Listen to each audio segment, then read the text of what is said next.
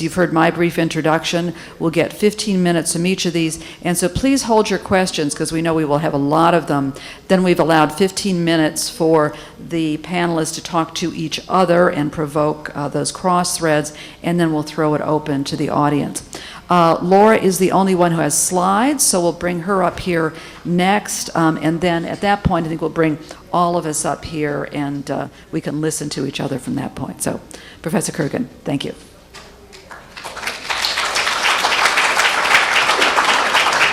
So I'm a professor of information studies, and I study big data, little data, and no data, and also knowledge infrastructures. So the fact that we're getting people from around the campus who think about big data, who think about information policy, who think about social networks all in one room, I think is also a great thing that the Luskin School has gotten to bring us together.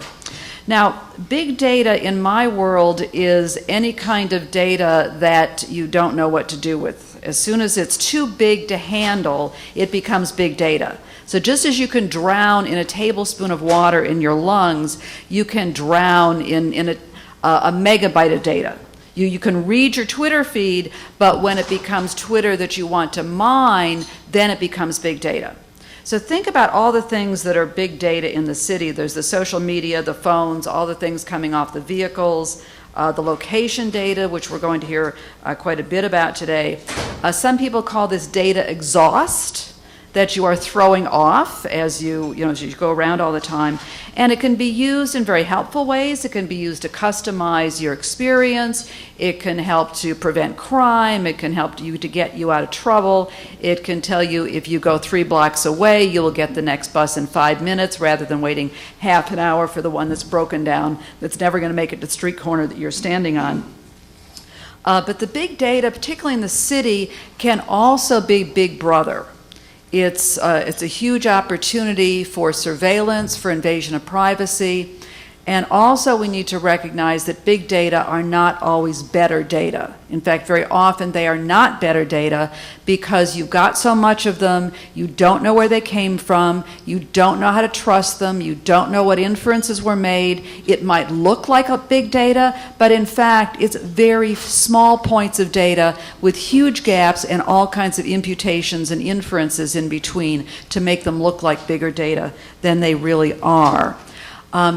Yesterday, we had an all-day Festschrift conference for Ted Nelson at Chapman University, and only a few of us actually made it across the two. Jaron Lanier was one of our speakers there yesterday, but we also had Steve Wozniak, Alan Kay, Brewster Kahle, Dame Wendy Hall came over, an absolutely amazing bunch of people. And I spoke in the morning about Ted Nelson's legacy, Xanadu, Zigzag, and so on, and how really he had foreseen the kinds of deep connections, the kinds of infrastructure that's required to make sense of data, and talked about the questions of provenance and the relationships and what it takes to understand that sequence of data. And then Jaron Lanier came along later and said, the parties that can control the provenance are the parties that will control the data and control the meaning that gets made out of data. And where the middle class lives is also who can control what meaning you can extract from those. So I think that's a very good words to think about for today. This panel that we've put together will take a very nice wander. I hope we will get some great insights, particularly the organization and the flow. Our first speaker is Laura Kurgan, who's come from New York City, from Columbia University, and she works in architecture, preservation, and urban planning, and she will give us more the spatial orientation around the city and data. Then we'll be followed by Ernest Wilson, the Dean of the Annenberg School, who will talk about the public policy and certainly the things that we are interested in as communication technology, that big data is in this stage of big hype. it is the greatest, coolest new thing. And just as television went in less than a decade from being the thing that was going to save education and the neighborhoods to being the vast wasteland, I think we are moving into that curve on big data already. And Ernie and I have worked together for the National Academy of Sciences on the Board on Research, Data, and Information. We go from there to our counterpart of our City of LA speaker, to Jane Nath from the City of San Francisco, our first Chief Information Officer or Innovation Officer from there. And he's going to talk also about that two-sided coin, the great power of how cities can use these digital data and the great risks and surveillance and so on that go with it. And then Gill Elbaz, a multiple entrepreneur, part of what City of LA is trying to attract as well here, has a company that is working on location-based systems. And so I think he will talk about those kinds of technology and what the power of what you can do and the risks of what you can do. So that will be our grand tour, and as you can see from the format that's been laid out for all three of the different panels today is, you've heard my brief introduction. We'll get 15 minutes from each of these, and so please hold your questions because we know we will have a lot of them. Then we've allowed 15 minutes for the panelists to talk to each other and provoke those cross threads, and then we'll throw it open to the audience. Laura is the only one who has slides, so we'll bring her up here next, and then at that point I think we'll bring all of us up here and we can listen to each other from that point. So, Professor Kurgan, thank you.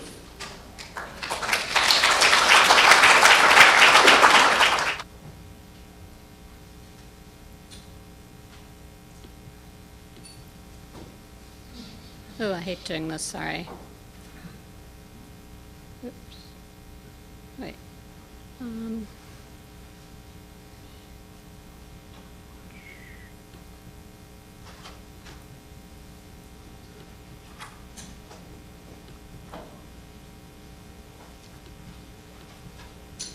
Okay.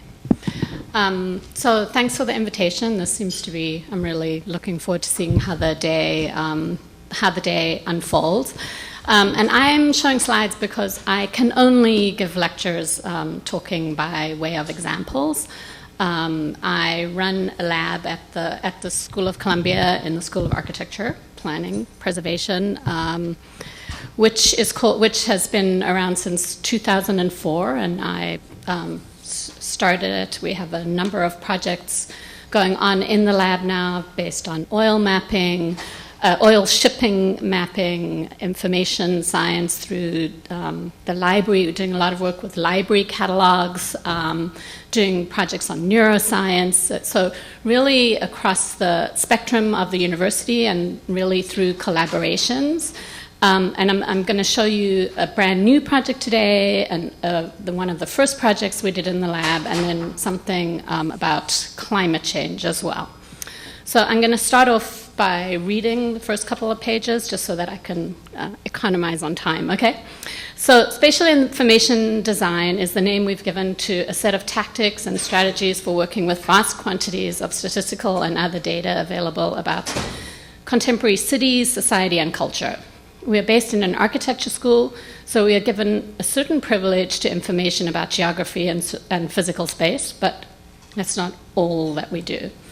We want to know where things are happening, how things move, what's connected to what, but we're also designers. And so by reorganizing and representing data using advanced visualization techniques, we try to correlate disparate items of information and create pictures and patterns of the networks they create. We're interested in making data that's otherwise buried or invisible into something different, something that provokes grounds for research, discovery, and especially for action. So I'm going to start with a recent example of a project called Jumping the Great Firewall, taking you right to China. We all know that there is a severe regime of censorship in China, and particularly in online spaces. Using data gleaned from a very popular social networking platform there called Sina Weibo, which is analogous to Twitter here, we have been visualizing the ways in which Chinese citizens, from ordinary people to journalists and lawyers, are actively evading and overcoming state restrictions on expression, often with great creativity. How do they do this? Much of Chinese censorship is automated. Text is relatively easy to analyze with computation on a massive scale. And so the regime can keep watch on and remove language it deems dangerous very efficiently. Images, though, are much more difficult to analyze computationally. Chinese Weibo users have understood this and exploited it in powerful ways. When they have something edgy to say, they post their messages not as text, but as photographs of a text, effectively preventing them from being read by machines. Ultimately, the authorities find them by eye and by hand, of course, but not before the messages and ideas have been able to be seen and spread. So really, I consider this a very optimistic example of something that's going on in China. So here's an image of one such message from Weibo, and this happens on a massive scale. We were interested in showing the how, when, and why, and about what subject matter this clever trick was being used. Since we knew what we were looking for, we began by collecting or scraping, I hope you all know what that means, but you can ask me afterwards, data in the form of hundreds of images and messages from a discrete sample of 100 people who we knew were being censored. 100 civic activists, mostly journalists or lawyers, with over 2,000 followers. We then watched these people's Weibo feeds to see what happened when they posted images, what they were talking about and how they spread, and how long did the messages survive.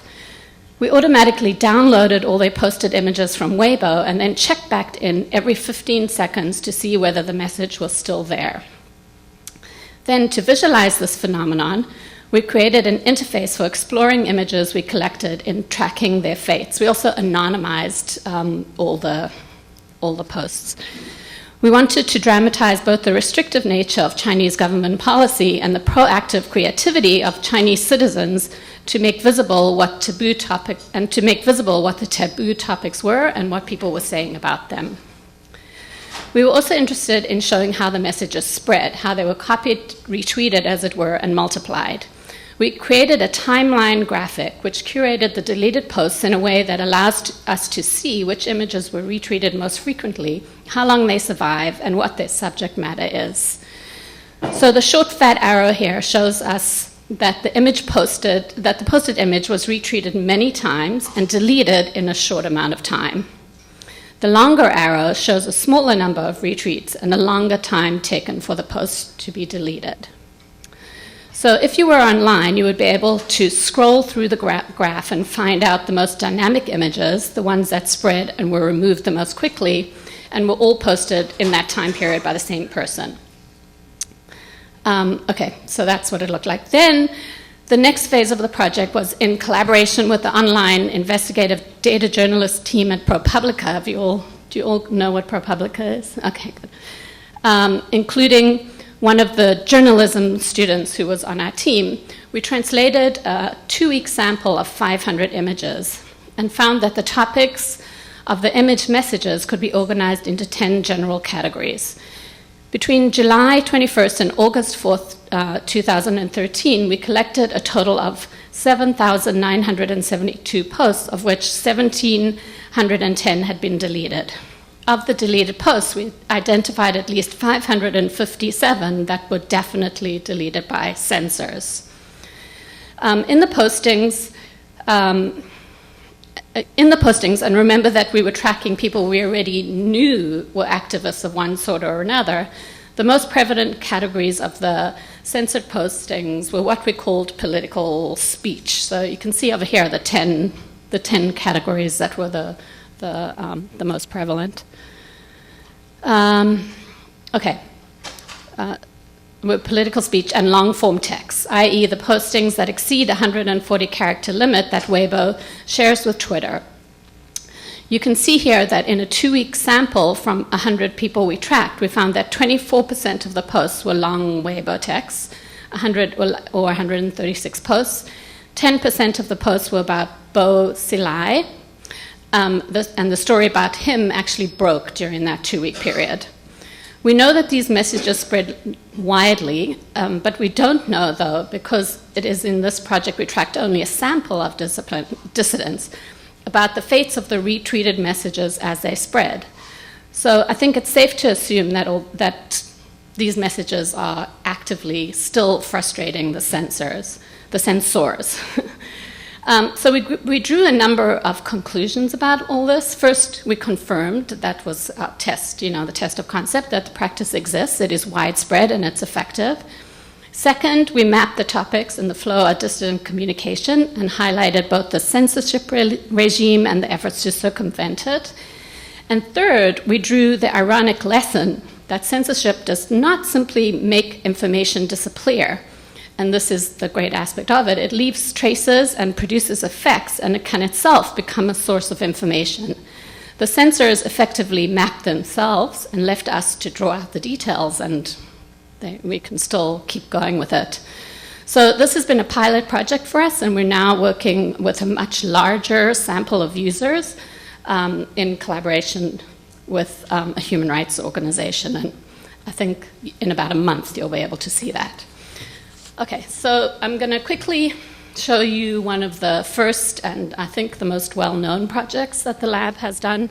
It's called Architecture and Justice, and it's about incarceration, not crime. So I don't know where Peter Marks is, but we will have a big conversation at some point during lunch about crime mapping, which I think is not focused in the right direction. So what we've done is we've taken data that gets released that looks like this from the courts, and instead of looking at the crime that a person has been incarcerated for, we look at the home address of where the incarcerated person says that they live. When you look at this data in a geographic context, and each point becomes a dot on the map, and you combine it with all kinds of political and organizational categories like census blocks, you find that the brightest red dots on this map, or census blocks, are the neighborhoods in Brooklyn, in this case, with the highest incarceration. So data in this kind of geographic context shows that people in prison are highly concentrated in specific neighborhoods, and that added up block by block, in this particular year, it cost $359 million to imprison people from Brooklyn. So from a demographic point of view, the spending facilitates a mass migration of people to prison, 95% of whom usually return home. So these maps connect the home address of a person in Brooklyn to where they are incarcerated upstate New York. When you zoom in on a particular community district, and this community district 16 has 3.5% of Brooklyn's population, but 8.5% of its prison admissions. So these are the blocks, these are the people, this is how much it costs over the length of the incarceration of that person, and these are the buildings.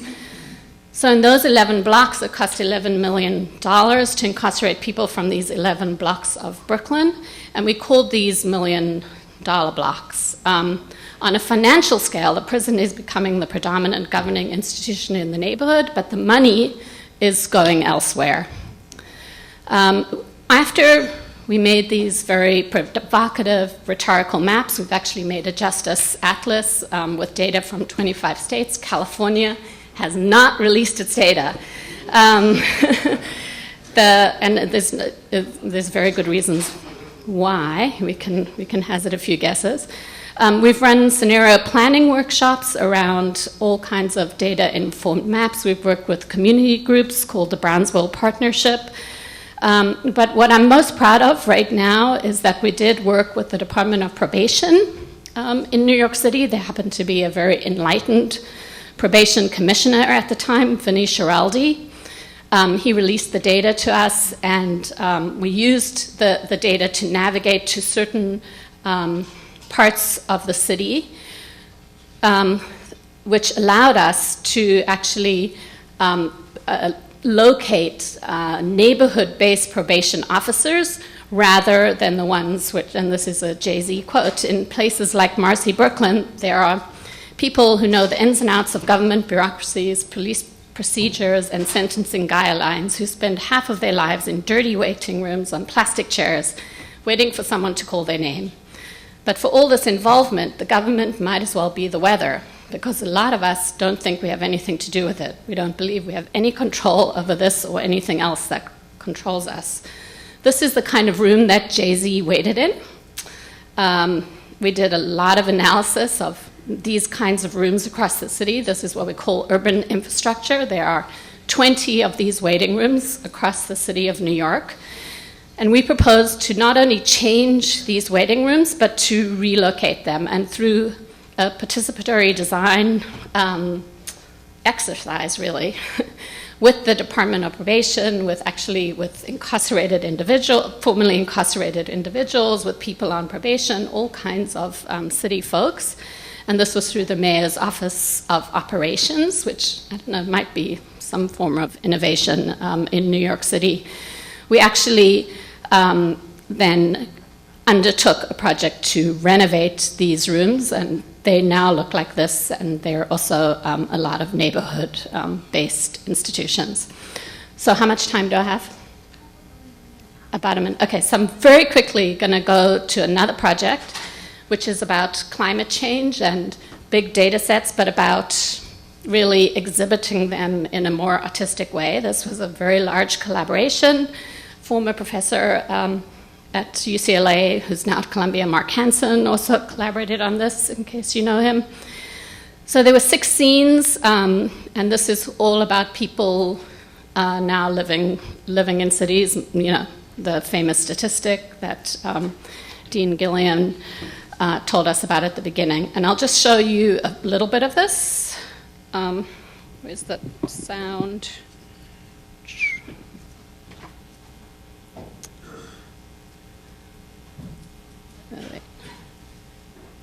Is it working? Sound?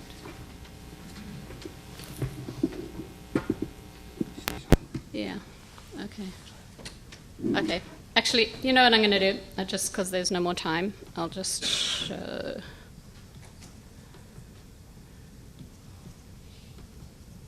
Where did it go?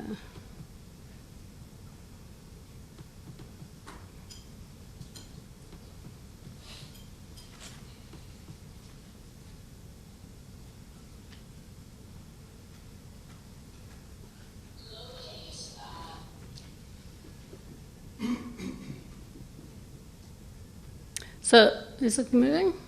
Yeah. Yeah. So it was, you can't hear anything?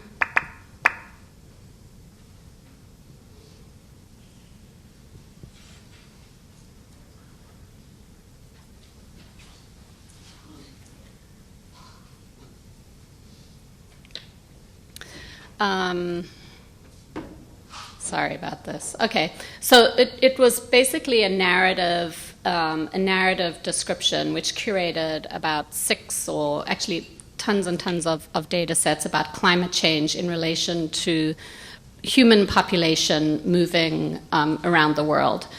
And so every single decision that we made about a data set was that it had to be about humans. And what we did was we animated the blue marble.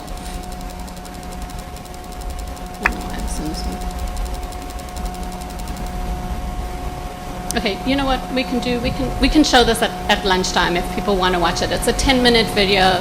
It actually really works as a sort of a single piece. And it involved remittances, which was about voluntary migration, political refugees, which is forced migration, migration due to floods, and obviously sea level rise. And then there was also a scene about endangered languages, because in fact only 3% of the languages in the world are spoken by about 96% of the people. And there are many, many languages that are dying very fast, and often these are in very biodiverse parts of the world. Okay, thanks.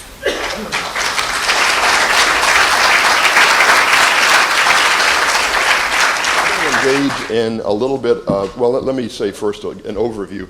I want to draw our attention, this is sort of the takeaway. What stuff is not being adequately paid attention to? And my bottom line for that, the takeaway, is issues of economic equity and distribution and big data. That's it. I could sit down now. That's the big question. Not to say that it's not being analyzed at all, not to say that there are other issues of equity, surveillance, etc., but I want to add to that teaching agenda, that research agenda, and the partnership agenda, what are the implications of big data for social and especially economic equity moving forward? I'd like to put that at least on the research agenda. So I'm going to engage in a little bit of small data here, because I think a lot of these discussions, and I may be speaking to the converted, but if you have ever met engineers, or if you have ever been to a meeting like this consisting mostly of engineers, it's a particular kind of discourse. If you have a conversation with policy wonks or policy types, it seems to be a slightly different discourse, and economists fit in there with their own kind of discourse. And so I think part of what confronts us is the ability to get communities of knowledge to speak to one another in ways that they don't usually do, cutting across disciplines, and even more difficult, cutting across the geography of campuses, where we are not always co-located with one another. So here's my contribution to the data question. Please raise your hand if you, I'll let you know where we're going. Are you a geek, a wonk, or a hybrid? Are you a techie, geeky kind of person? Please raise your hand if you are a techie. Don't be ashamed. Hands up. Okay, that's pretty good distribution. What about the wonk, policy wonk types? Good. Okay, that makes sense here. What about, so what's the how many of you are hybrid? Oh, shucks. You've just completely ruined my speech. All right, well, I'll plunge ahead anyway. I guess I'll start off by saying we need more of us. Let's hear it for us. Because as happy as that makes us all feel, we usually lose. We often lose these debates. And I want to just go back a little bit, and Christine and I talked a bit about this last week. So it's a note of caution, and it's a note of caution that is derived from my previous experience having gone through the sort of cycle of introduction of new technologies. And there is, I think, something of almost a business cycle that one finds. And I want to say this, and I'm not criticizing big data as something terrible, big brother-ish, it's going to destroy the world, blah, blah, blah. I'm just saying we don't want to go the other way and be overly optimistic and Pollyanna-ish about the social impact of big data. So I would say, as Christine pointed out, that there is a marked tendency toward a kind of techno-optimism to follow the introduction of new technologies. There is a rhetorical and conceptual syndrome that is marked by a common set of assumptions that the new technology will be benign, will advance human understanding, improve life, get you into heaven, and remove hives.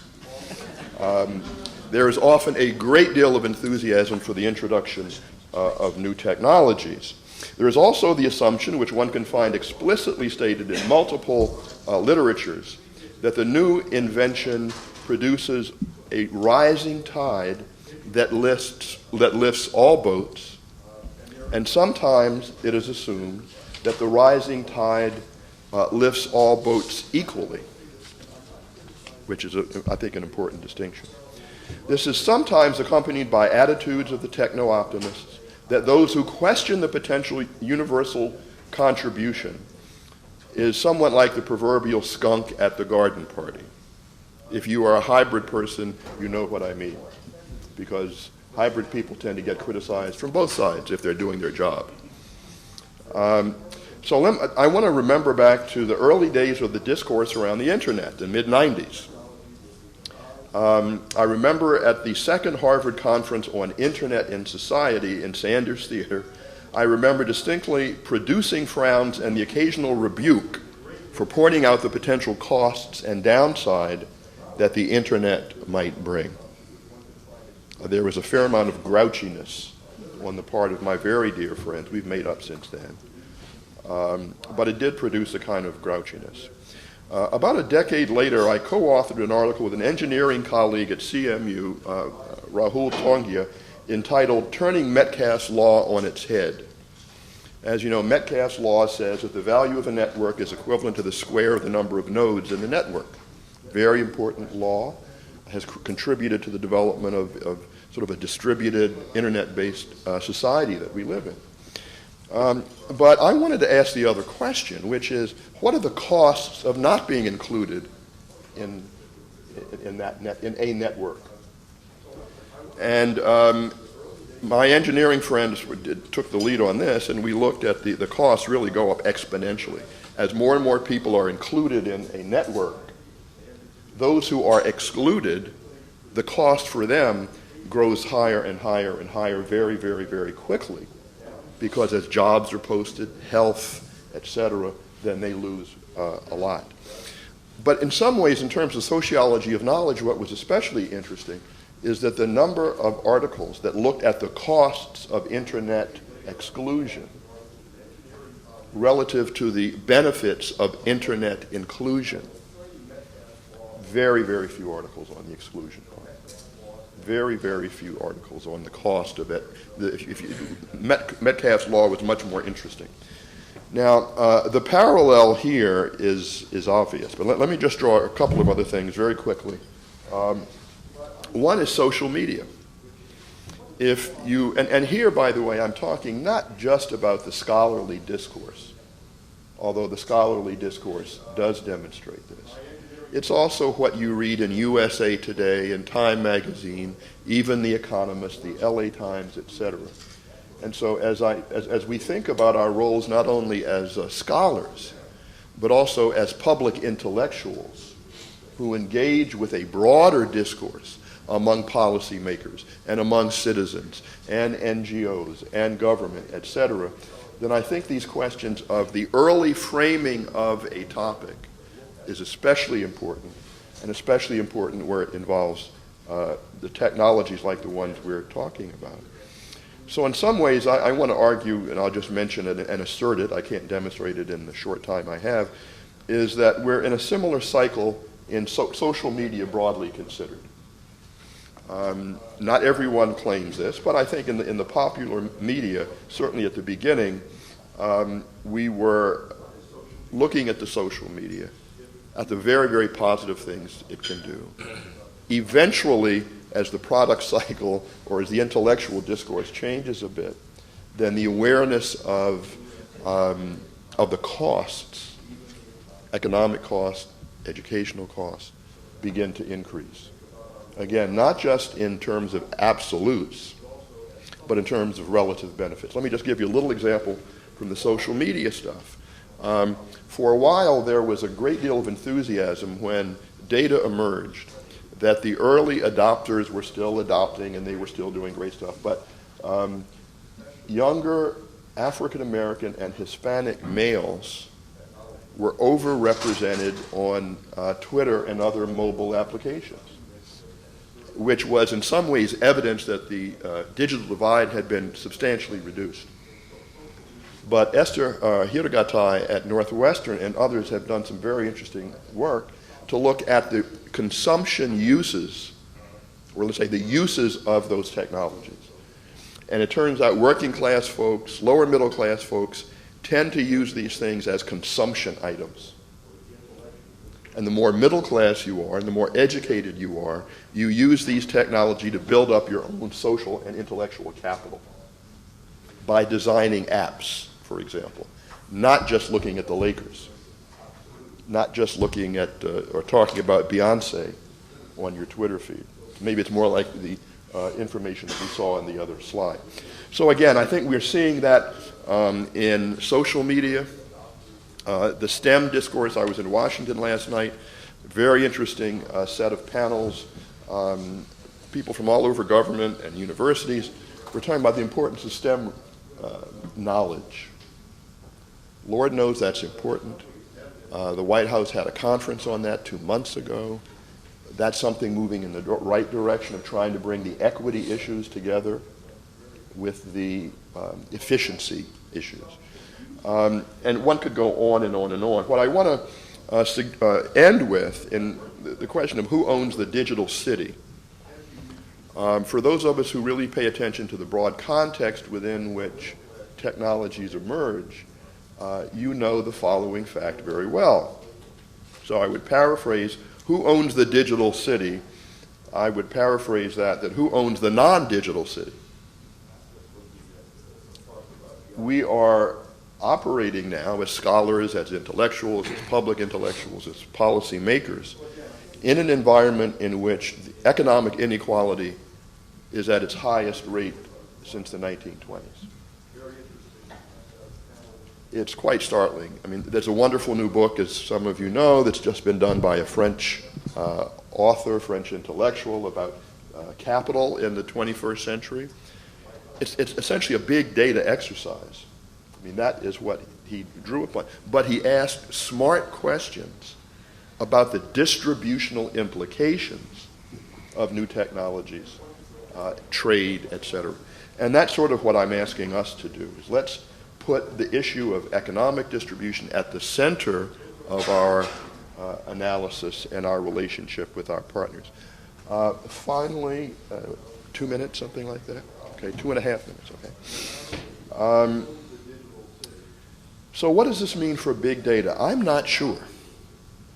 It's great to be in a room full of intellectuals and researchers and professors, because we can say stuff like that and get away with it. It's much harder to do that if you're now in Peter's position or in Washington, where you can't just say, I have no clue. But at least not, and keep the job long, I suspect. But here are just some considerations. The impact areas to explore for big data. And here I'm taking off the table the surveillance piece. Hugely important. Just got back from China. It's really, really, really, really, really important there. So this is the more economic side.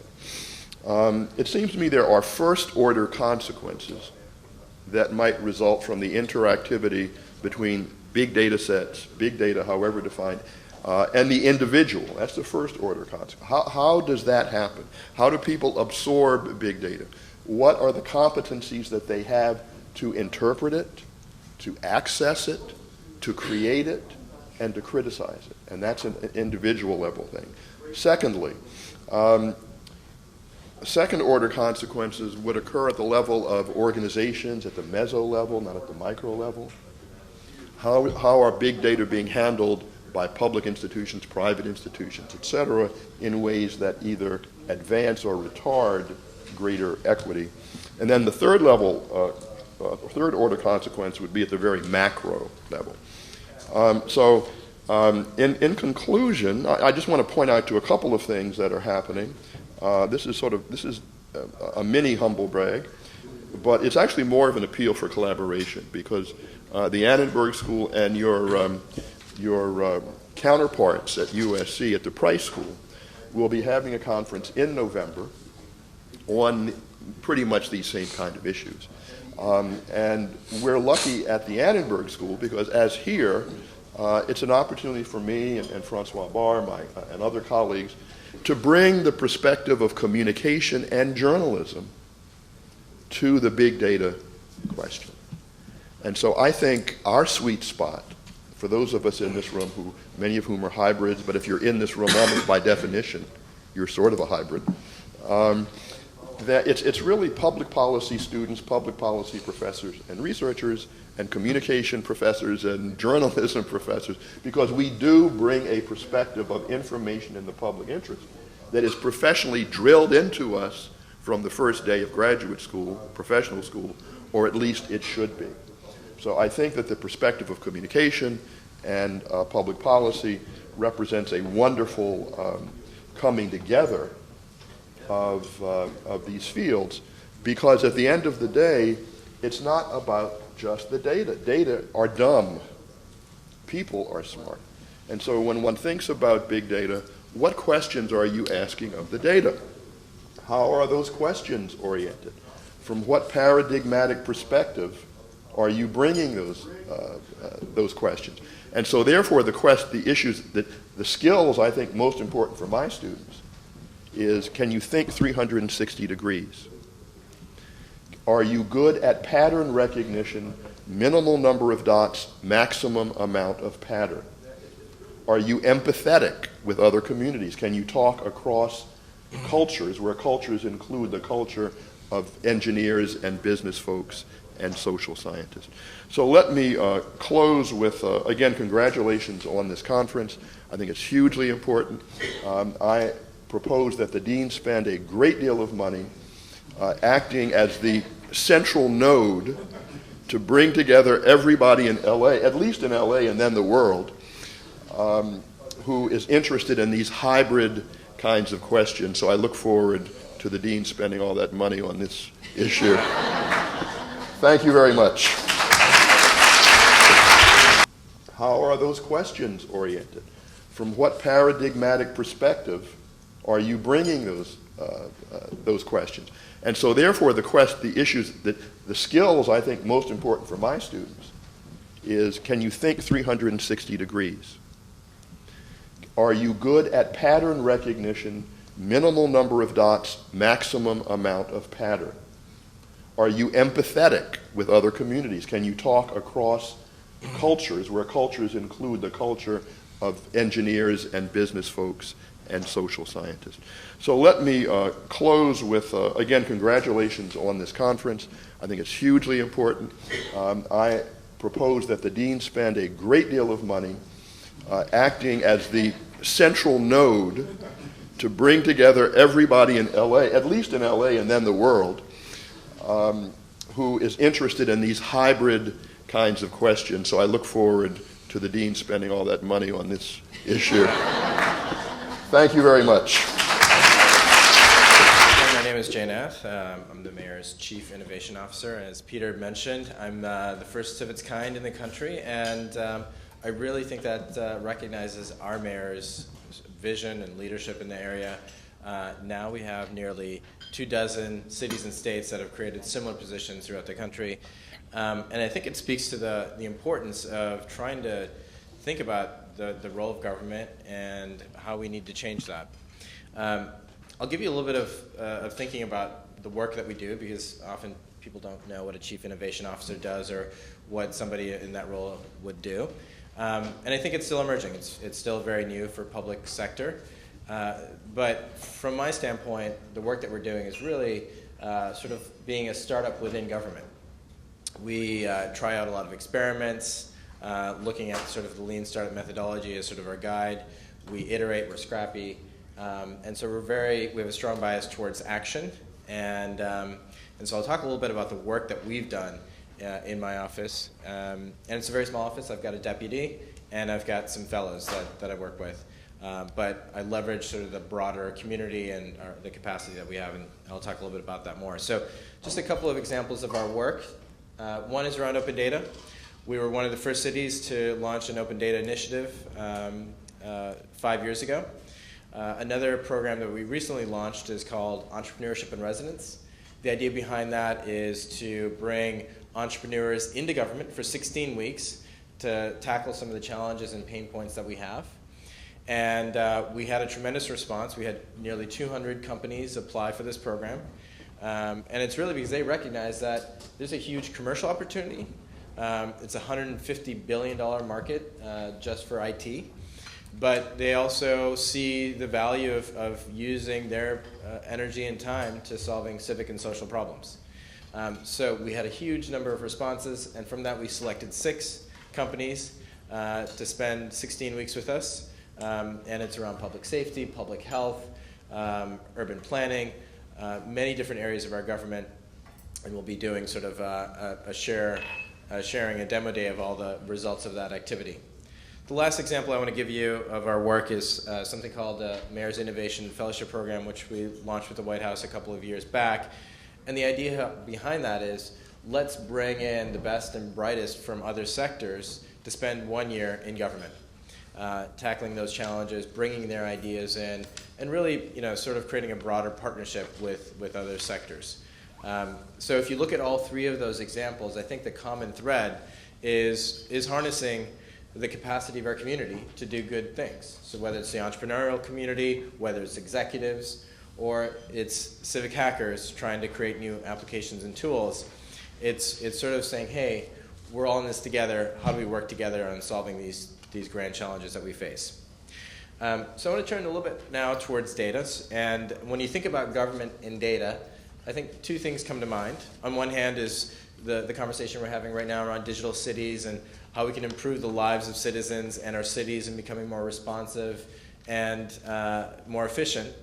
But on the other hand, there's these questions around security, privacy, and civil liberties in this post-Snowden world. And what does that look like? How do we resolve that tension? And I think the conversation we're having today is a part of that, looking at ways that we can move forward and sort of arbitrate that. So I'll talk a little bit about the work that we've done in San Francisco around data, specifically around open data. And I think most of you know what open data is, but for those of you who don't, it's the idea of sharing structured raw data with the public without any sort of restrictions. And historically, government has sort of seen data as something that could be monetized, as something that you had to ask, and we'd have to go through a process to hand that out to you. And there's been a sea change, and I think that leadership started with the president and his administration launching data.gov 5 years ago. And when we saw that was a game changer. This was a historical moment. And for us in San Francisco, we wanted to do something very similar. We thought that there was a lot of value in local data, whether it's around public safety, public health, transportation, that's much more relevant to people and their lives. And so we started 3 months after they launched, and it came from idea to fruition in those three months. And just a couple of things that we did to get that speed was not to go through procurement. We used open source technology. There was really no technology around open data at the time. We didn't really ask for permission. We just did it. And we did work with lawyers and all of those sort of processes, but we didn't make it very public. And the last thing we did, I worked with our former mayor, Gavin Newsom, and made him a champion. So getting that leadership from the top, because there's always going to be bureaucrats and others that are going to block you along the way. And when we launched, there was just a huge response from our community. We had companies and organizations like Stamen Design building beautiful maps about crime. We have now, we've lost count, but I would say over 100 applications and services that have been developed on top of this data. We were recently ranked #1 in the country in terms of open data. And that was before we hired a chief data officer. So I've been playing that role for the past 5 years, sort of part-time. And one of the things that we did from that sort of launch initially was to pass an executive directive under Gavin Newsom, to pass legislation, and most recently in 2013, I think the most robust legislation in the country, which created the chief data officer position. It required every department. We have about 60 agencies and 30,000 employees, to give you a sense of the size. We're a city and county. And those open data coordinators in each agency, they're required to produce a registry of all the data assets in their department. This has never been done before in government. We're asking, sort of to go behind, under the iceberg here and really look below that. And so we've got thousands and thousands, maybe tens of thousands of data sets that have not been shared yet. So we want to create transparency around that, all of that data that we haven't shared yet, and have the public give us some insight about what we should be releasing. The other things that we've done around open data with that legislation is to ensure that any new technology that we purchase has to have a public API. So we want to send a signal to the vendor community, the commercial community, that if you're going to work with San Francisco, we're not going to be held hostage by your technology or your policies. And we've had that issue before. And I'm sure other cities have faced that issue before. So if you're going to work with San Francisco, that data is going to be made available to the public, of course, being mindful of privacy and security and all of those things. So with that, we've just had a tremendous amount of value creation on the economic side. A lot of companies have been created because of open data. We've seen a huge amount of interaction with our community. We've held hackathons, and now we've worked with the White House on data jams, and we're sort of pivoting to hackathons 2.0. But at the essence, it's really about using data as a medium for civic engagement. And I think that's a really new way of interacting with our community, where we're inviting them to co-create solutions, look at problems, and try to come up with those answers and develop those solutions. So I think it's been a really interesting sort of exercise and experiment in San Francisco, and it's happening more broadly across the country as well. And it's there's a lot of critics, but I think if you look at the beginning, we're very much at the beginning of, I think, a much longer road in terms of civic engagement and data. The last thing that I want to talk about around open data in our city is around standards. We've worked with many organizations on establishing standards, and the importance of standards, as all of you can understand that, whether it's in math or language or in other areas, standards really are a platform for innovation and driving sort of new sort of generative type platforms. One of the standards that we worked on was something called Open 311 API. It was a read-write API, the first of its kind. We partnered with Washington, D.C. and a nonprofit in launching that. And you can imagine the hell I got from our IT people when I said, hey, we're going to have people come into our technology systems and actually write to our databases. So that was a challenging discussion. One of my colleagues got suspended for 5 days. I got whistleblown. My wife works for the public sector. She somehow got whistleblown. So there's a lot of resistance to change. We now have over 50 cities internationally that have adopted that standard, and there's a number of companies that have been created because of that. Companies like Public Stuff that launched in New York City with $5 million worth of funding, and there's about a dozen or so companies in that area. Another data standard that we launched was around restaurant inspection scores. So we partnered with Yelp. And the idea was that, hey, we have all this great data around restaurant inspection scores, but it's hidden on our public health website. People aren't going there when they're deciding where to dine. We want to make that information much more accessible. Now, when you talk to Yelp, they don't want to work with each city and sort of translate the information and try to do that. So we worked with Code for America and other organizations on creating this standard. So if you go to San Francisco now, and you look at Yelp, you're going to see restaurant inspection scores, you're going to see a score, and all of the nitty-gritty details. Some people probably don't appreciate that, but you have that if you want to see that. What's interesting is we're now working with the CDC on looking at behavioral change because of having this access to information. So we've had a lot of success there. Another program that I want to talk about around big data is something called SS Spark, which has really been inspired by a professor here at the Luskin School. His name is Doug. Does anyone know his last name? Shope? I think it's Shope.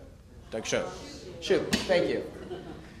So he was the inspiration for that, and that was a large experiment by the federal government. They invested $25 million in San Francisco to run this experiment.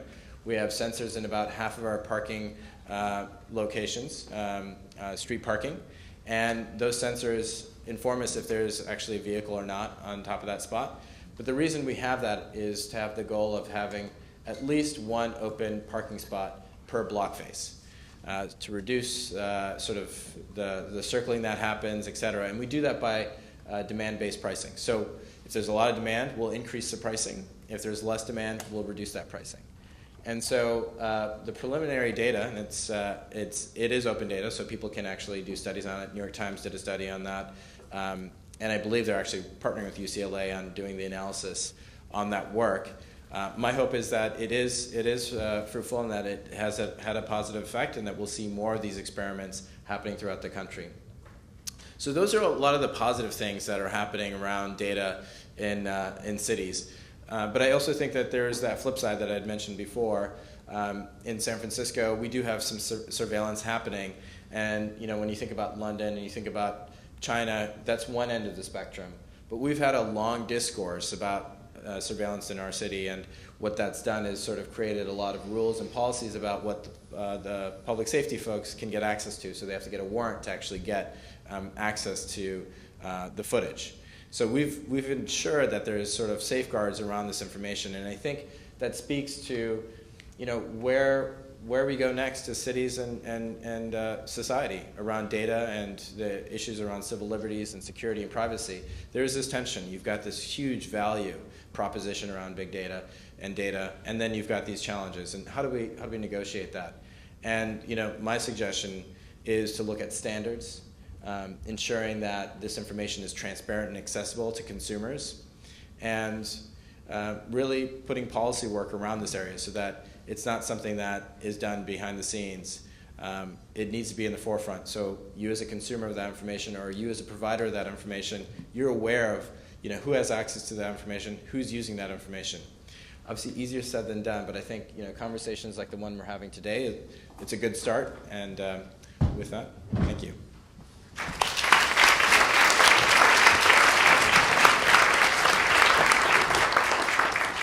He has many clues, as you can see, for us.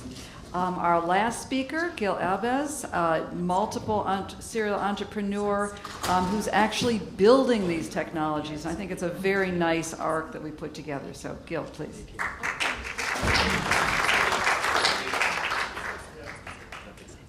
Thank you very much, Gill Elbaz, founder and CEO of Factual. I'm very happy to be part of this conversation today. Factual is a data company which provides data. We help other companies personalize mobile experiences through our location data and data capabilities.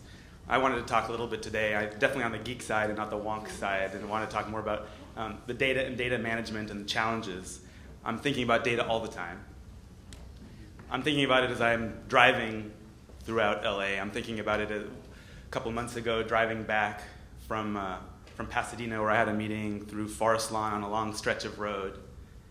I was thinking about it when all of a sudden, as I'm driving leisurely, that was supposed to be more dramatic. Okay, didn't work. I didn't want to hit the computer here. So what happened? A pothole, a big one. I slammed into it, right across from that mortuary in Forest Lawn, which was a little foreboding. My fairly high-tech car notified me immediately that it's a complete flat, pull over immediately, and I had to wait a long time until the tow truck came. Now, it's true that if I wasn't looking at my nav system to begin with, I would have seen the pothole. But that's besides the point. What I want to talk about is that pothole should have been an icon on my navigational map. This data should be accessible. The Google map on this big screen in front of me has every other piece of information, so why not? And that's the vision that I see. This information should be available. My worldview is certainly that if we democratize access, and this is a joint thing that we have to do together, if we democratize access to good information, tremendous things start to happen. We heard from Jay about, just very quickly, in the early days, 100 apps were created on top of the open data that they released, and probably much, much more now. There's self-organization, there's innovators, creative people, entrepreneurs, analysts that see what's going on and are motivated and encouraged to solve the problem because the data is simply right there in front of them. There's also checks and balances and eyeballs on this data so that there's much more chance that discovery around major problems with the data comes out early rather than late if the raw data is open. But we really need to unpack that. So when I say good data available, there's a lot more in that short phrase than you might first imagine, because you think good data available, isn't that Google? You search for it, it's there. Good, I mean, yeah, it has to be as accurate as possible. It has to be kept up to date. You have to know what the processes are that keep it up to date, because you can have fresh data that you have no basis for building a business on top of it because they haven't documented and convinced you that it's going to be kept up to date in the future. It has to be structured, and this is something that's overlooked. It has to be structured because now this takes us to accessibility. I mean, who needs to access this data? What's the most important demographic, the most important constituent that has to access it? Is it young urban males, 15 to 24? Well, the most important constituent is other machines. And these machines can't do Google searches, and they can't make phone calls and look for information. It has to be structured, ideally in a clean application programming interface, an API, so these things just happen automatically. But at the very least, in some sort of structured, documented, clean rows and columns, and too often data comes to us in a map or a PDF, which it simply can't be parsed and interpreted by their machines. And it completely stymies the ability for any innovative person from any walk of life to create that app.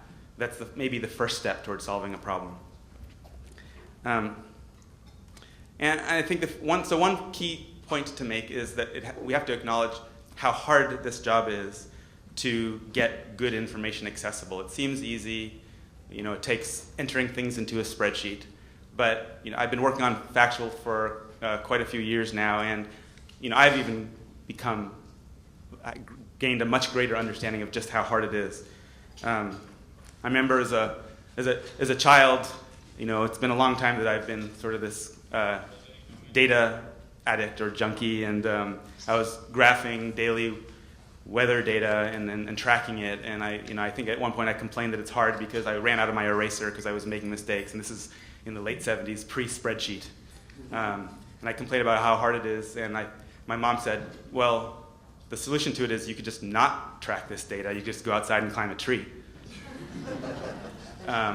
We don't have that luxury today. I mean, this data is so fundamental to so many of the decisions we all make. We have to do this right. And it's hard, and I don't want to pick on particular projects that didn't get it right, because there's a lot of well-meaning, hardworking people, but Obamacare, they spent a lot of money, and they eventually took down their doctor database because the insurance, the associated insurances that were taken by those doctors was just wrong. It's extremely hard, extremely tough if you don't have the right set of technologies and approach.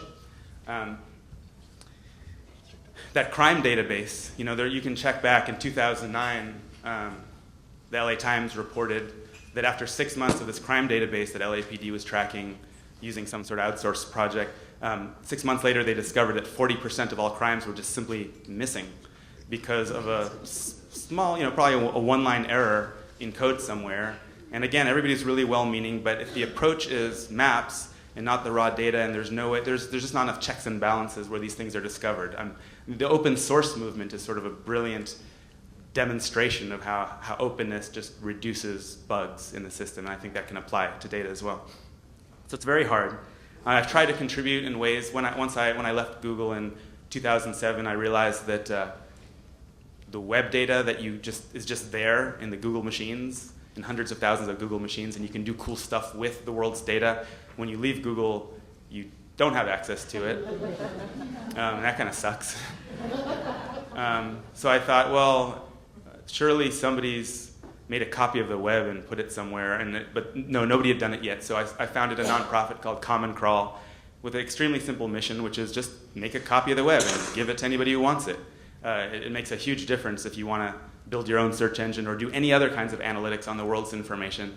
Amazon has been nice enough to give us unlimited hundreds of terabytes of disk space to make a copy of Common Crawl if anybody wants all the world's information. Google only gives you 100 results, but Common Crawl you can download tens of billions of results. So the world's data is there. More of my effort has been on Factual for the last 5 to 7 years. We narrowed in on location data and building a global database of locations of the world's places. These are businesses, points of interest. And the idea was not to be a consumer app, but just to power every other consumer app to make this information as accessible as we can while still having a business model. And to be the steward of all of this information. And we've been working on some of these very, very hard problems, such as, what are just one little example of the kind of work that we do would be, how do you figure out the hours of operation of a business, of these 70 million businesses, and publish it? Or something even simpler, the phone number. Even take something like the phone number, it turns out that if you look this place up, you might find 200 different websites that post the phone number of a restaurant, and you might find at least 7 or 8 different answers, some old, some new, some toll-free, some mobile. What's the right answer? how do you keep this to date? Many of the services we love, they conflict, so you don't even know. And so we've been working on technologies to clean and standardize, get information in standard formats. And it's a hard problem to do it at scale across 30 countries, 30 languages in 50 countries and 70 million places, and to do it almost completely automatically so that we can do it with a small workforce and make this data available. And these are some important skills, I think, and technologies that you need to manage the digital city. Maybe the hardest one that we discovered was that, so the open data movement, the open gov data movement is incredibly important and incredibly valuable. But one thing that, when they define open, they generally define it as open read. Anybody can get access to it. That's wonderful. But what if you want to participate? And what if you want to contribute? So I did check out, after that pothole, I checked out. You can go to the City of LA website and you can file a submission of a pothole. And first of all, you can't put the latitude, longitude. You can describe it in English. And then somebody, I don't know exactly how it works. I'm sure Peter does, and he probably has a plan to improve it also. But somebody has to translate that, and it's a process. And furthermore, how do they know they can even trust me? So I'm sure there's an expensive process for sending somebody there to validate whether the pothole is there. One of the hardest things Factual has had to do is open up the walls and let anybody contribute information, and then automatically figure out if you're telling the truth or not, which is probably the hardest thing, and to assign a trust rank. But I think, so it's not easy, but I think it's the kind of thing that government has to figure out, is allow its constituents to participate in the process of maintaining the data. And if we do, then we'll have this incredible open platform of government that Gavin Newsom talks about in his book. And I think we'll just simply have a much more cost-effective way of understanding what our city's about, what's going on, which is step one to solving the problems. So we have this global places database that's been a business for us. The mission is to make that, the real exciting thing is when you can, as I mentioned, personalize mobile experiences. So you can make this information to other innovators, available to other innovators, so they can build cool things so that your app simply works better. So that if you're listening to music at a club where it's loud, maybe we can automatically know that you should turn up the volume because we have that context. Or if you're close to your favorite restaurant and you didn't realize they were having a special or something like that, you can get notified. There's all this kind of information that we can glean from putting in. We try really hard to do it in a privacy-safe way, but there's just so many opportunities to look at all of the activity in aggregate and to help organize. A vision for potholes done right is, well, first of all, these devices have accelerometers, and they know if you're on the street based on location. If there's a movement, a sudden jerk like that with your phone that goes up and then back down to where it started, you just hit a pothole, very likely. Maybe you have one of those fancy hydraulic systems in your car that I don't have myself. But the guys at Caltech were using this to detect automatically earthquakes, which is even a faster way of doing it than looking at what people are writing on Twitter. So I proposed that somebody could easily write something to detect potholes, and then the car can report the problem to the right city database, and it can be, it can be automatically structured by the car, the latitude, longitude. And then once this data is available for all innovators in the city to see and understand and think about, and if you can line them up by the potholes that were hit the most, well, then it probably makes sense to start a Kickstarter project and do something about it. What if you can predict which potholes you're going to hit tomorrow and get people to pay a little 50-cent bound policy, like an insurance policy to protect you against tomorrow. These things are not actually rocket science. The data is already in here. It's just a question of, are we going to ask these little brilliant computers to do the work for us? So with that, around the question of who owns the digital city, I don't know who owns it, but I can say that an important question is who can manage the digital city, and I think it's those people that ask these tough questions, that understand how hard it is to manage the data underneath it, and can understand the some of the technologies that are required to do it cost effectively. So thank you.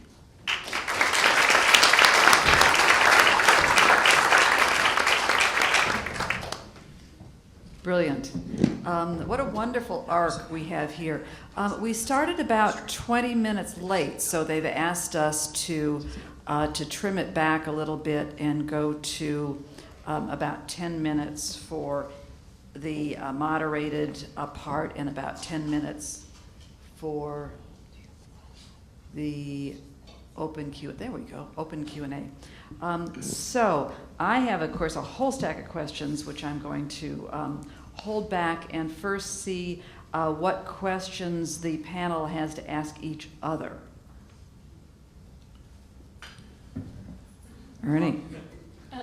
Gill, when you start that thing up, can you give us a little advance warning so we can buy into it? Well, See, this is why you're an entrepreneur and I'm a professor. I never would have gone through that logical step. Well, Jay just showed me an app. Maybe you can tell us a little bit more. Maybe somebody's already one step ahead of me.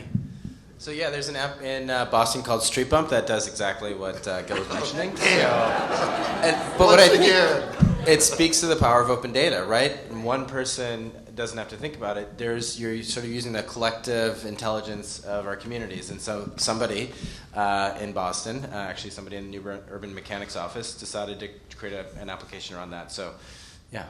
Okay, can I have a question. I find that in these kinds of discussions, crime maps, flight tracking maps, and potholes get a lot of attention. And I think that's fine, and I think it's great that you managed to solve your personal problem. I think that's really good. But if you were to start at a different point, both of you, how would you? Because I hate crime maps. I think crime maps only reinforce the United States has the highest prison population in the world, not in the world. And this is something money can be spent in a lot of different ways. So I think that the data that gets opened up, it's something that we have to think about. That we could start at a different point, and we could say, well, what is the data that should be opened and in what way? So, for example, incarceration data should be protected for privacy reasons, but maybe it could be released in another way. And why isn't it released, right? It isn't released because of policy decisions that start way before data. And so it's an open-ended question, but I just wonder what what anybody on this panel thinks about it, or even Peter Marks as well, because he talked a lot about crime maps as well.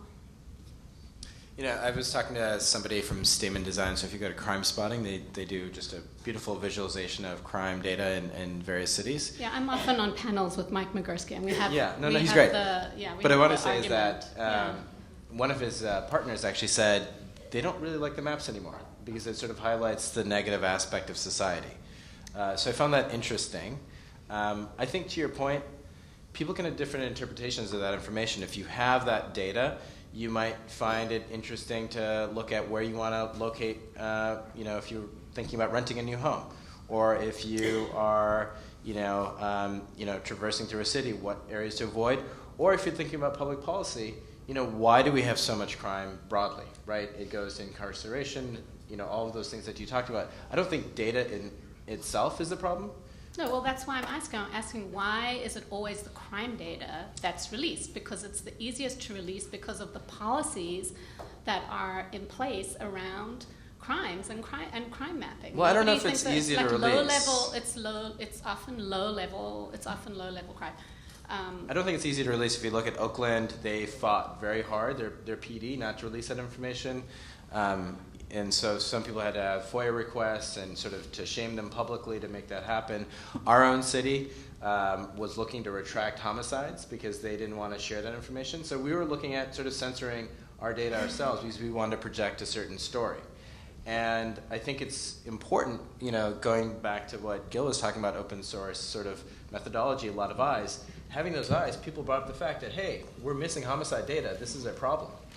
But can I just, as putting on my sort of journalism, we could spend a lot of time talking about the granularity of crime data. I think the broader question, which everybody on the panel has raised, is if we go out and ask the people of Los Angeles, what are they really interested in?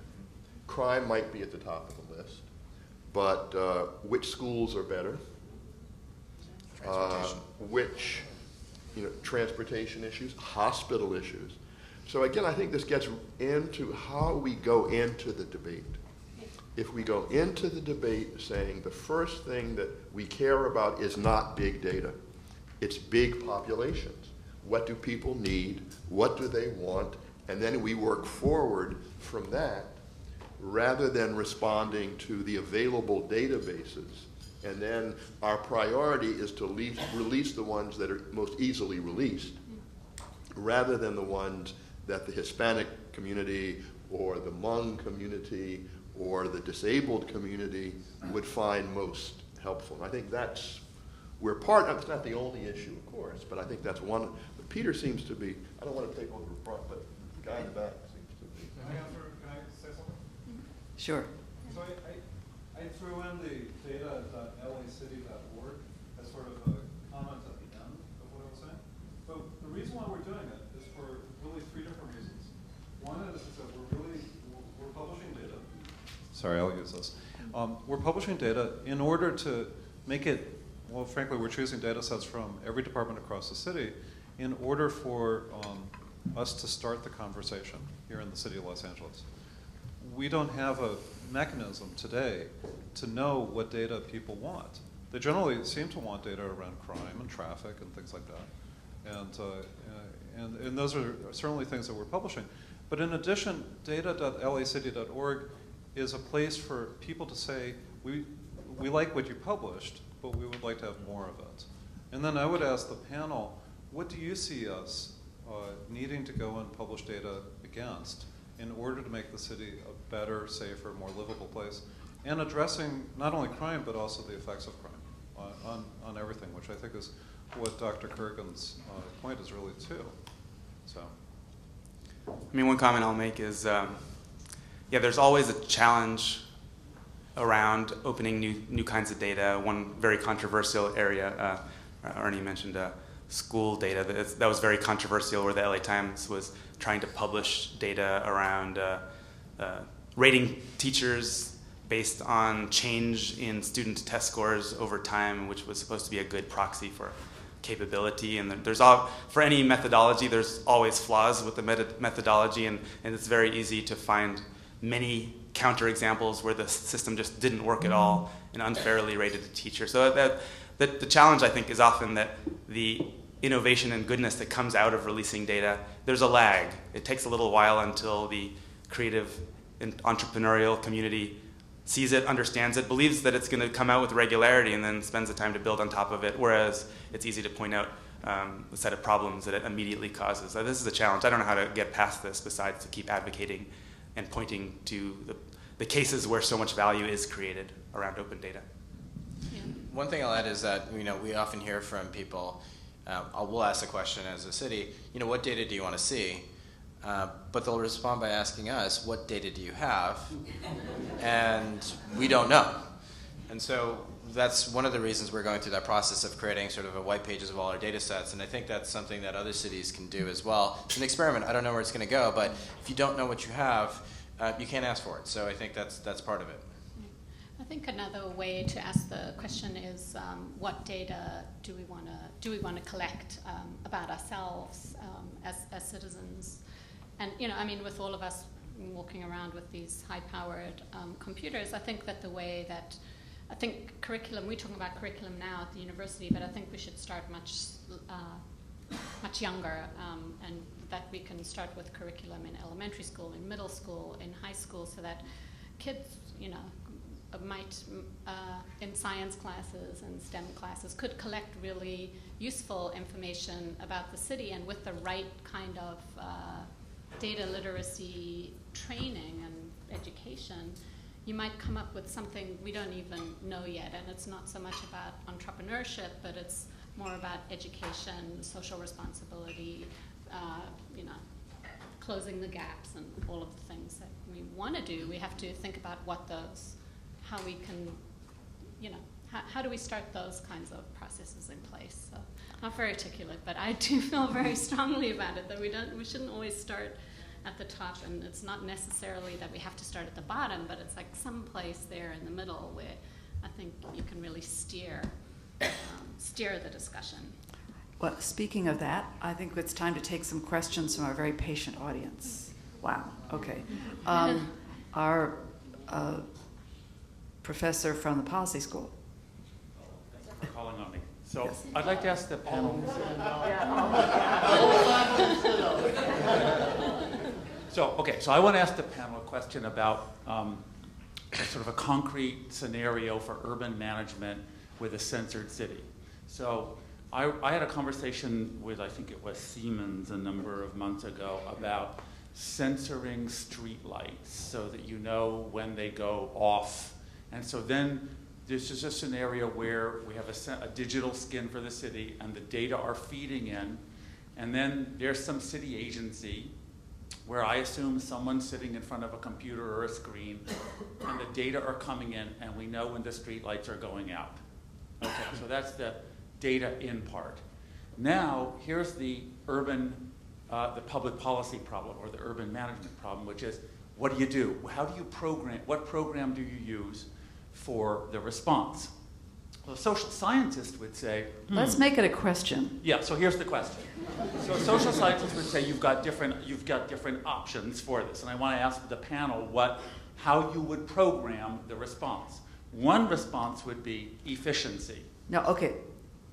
Let's just stop there with a response. Okay, so you can respond fast to a neighborhood that has a lot of lights out.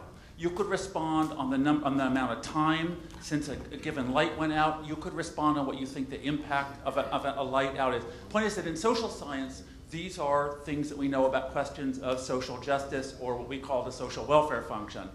And a programmer now has to write this stuff. So what program do you want to be written? I think equity is a really important consideration there. So maybe something like, first in, first out. Could be as simple as that. If you start picking about concentration neighborhoods, then you start having those tough questions about, hey, this is a wealthy neighborhood. Do we focus here? Do we focus on impoverished neighborhoods, et cetera, et cetera? So I think there needs to be some element of fairness and equity. Yeah, there was a great argument about the snowplows in the transition of mayors in New York because there was a big argument how Bloomberg neglected the poor neighborhoods, and then as soon as de Blasio came in, everybody on the Upper East Side started complaining he wasn't paying enough. And we actually, you had no idea of ascertaining who was right. It was a great debate because you couldn't really tell, and there was some mistake in the mapping software that didn't show the Upper East Side being plowed. I mean, if I understood the question correctly, it was similar to the problem we have with potholes, and I understand there's a 60-year backlog of streets that have to be fixed. And when you think about 60 years, you think, actually, priority doesn't really matter. We're screwed no matter who goes first. I mean, I really want more creative ideas around how to fix it all. Okay, we've got at least 50 people who want to ask questions. Can we go to, she's picked somebody back there, then let's go to this side of the room. Okay. What are the implications for democracy in the digital city where public policy is being driven more and more by big data instead of traditional political decision making? Because, of course, the decision of what data you're going to analyze and how you're going to analyze it kind of, makes certain conclusions happen.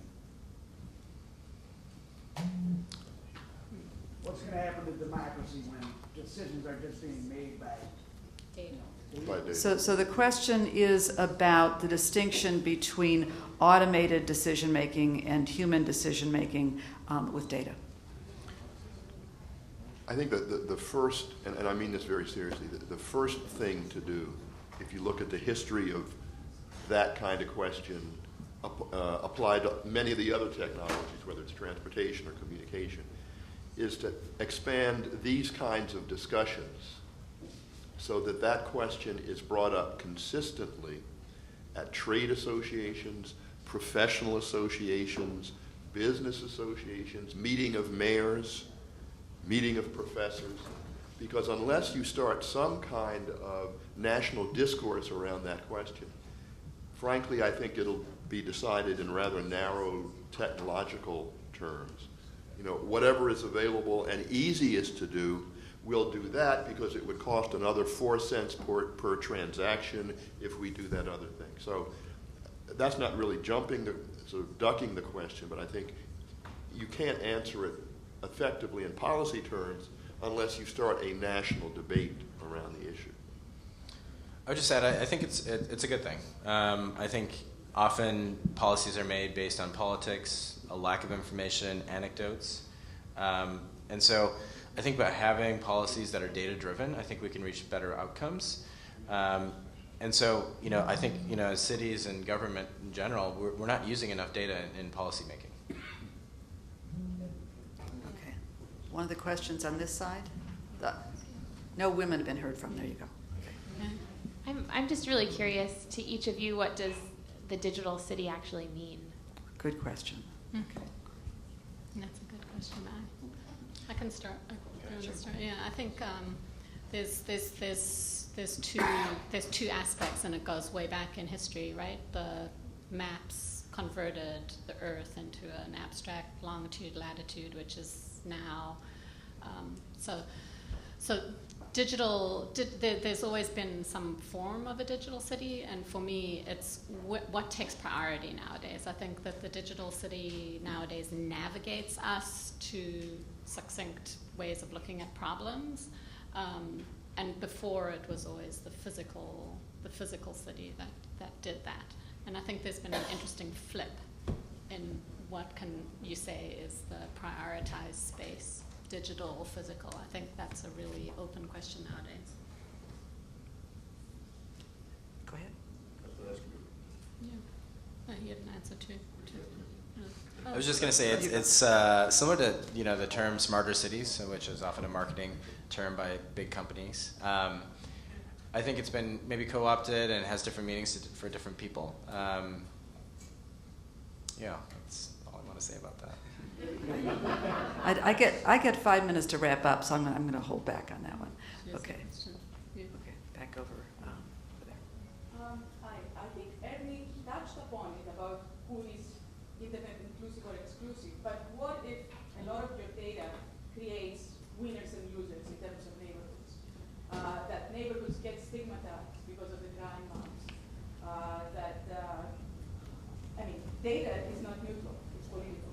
So how do we deal with that? The question is how we deal. The data are not neutral, and how do we deal with the stories that get told, and it's actually distributing the equity and the power through the use of the data. I think as someone trained in political economy, the answer is, you know, history gets written by the people who have the power to write the history. You could extend that by saying the future gets written by those who have the power to write the future. And unfortunately, people who are poor and don't have a lot of power historically have not had much of an opportunity to write the future. And so I would say the answer to your question is a political question. Which coalitions and constituencies in urban areas will have the political savvy to get asked the questions that they want asked, because it will benefit their intellectual, institutional, professional, you know, economic base.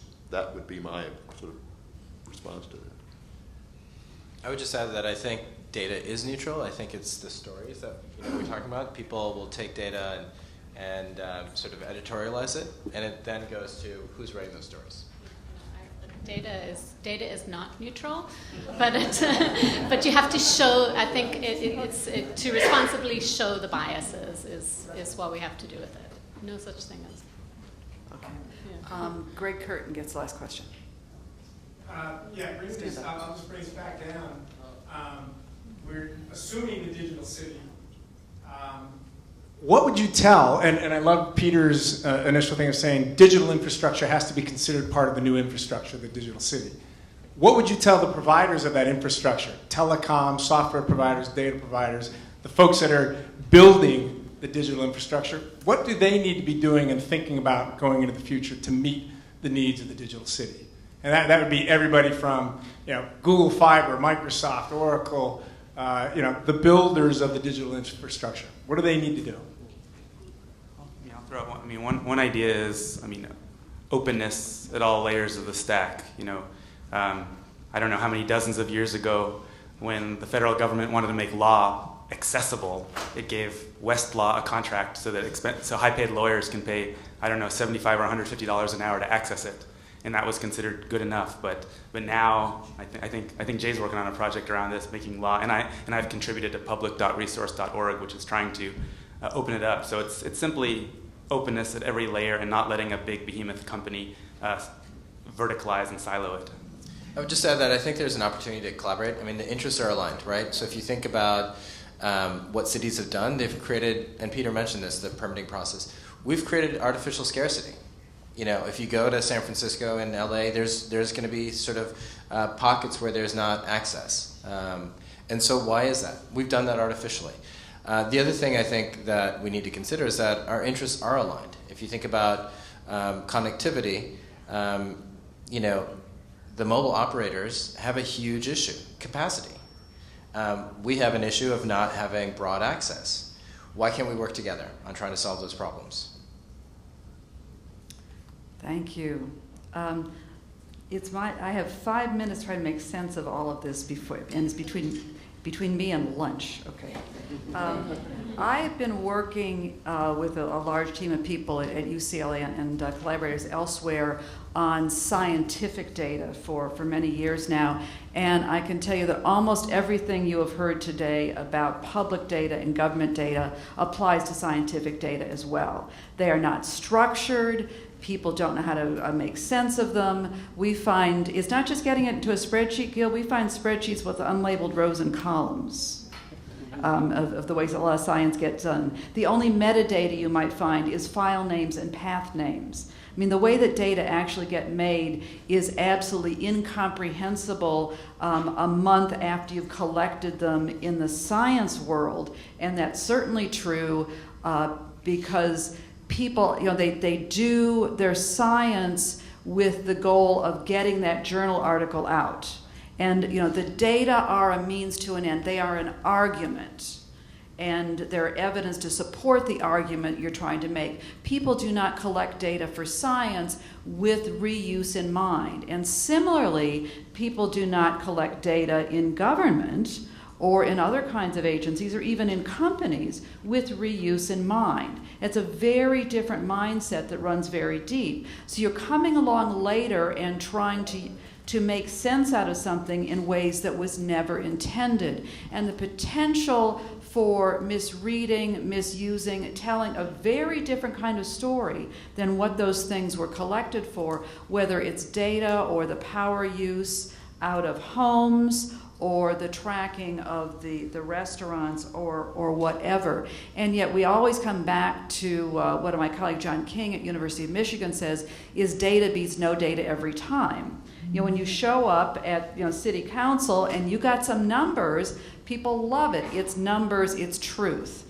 And the social responsibility is in how you choose to use those numbers. We even argue that what's being called data here are not data. Those are representations. They become data when someone says they are evidence. They are evidence of an argument of some phenomena. So a whole lot of what's being done here is taking streams of bits, streams of stuff, and trying to build arguments out of them. And the arguments that are being made will be made very differently depending on who the stakeholders are. And you've heard how many stakeholders there are locally, nationally, internationally. And certainly, what Los Angeles looks like may determine whether the next Olympics comes here, whether the next international whatever comes here. These are things that have very large implications.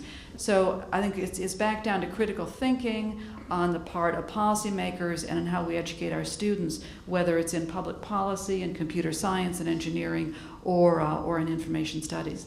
So this has been a brilliant confluence of ideas. I congratulate the Luskin School in bringing us all together, and know that we will continue this over lunch, and we will reconvene here at 12:45. Thank you to everyone.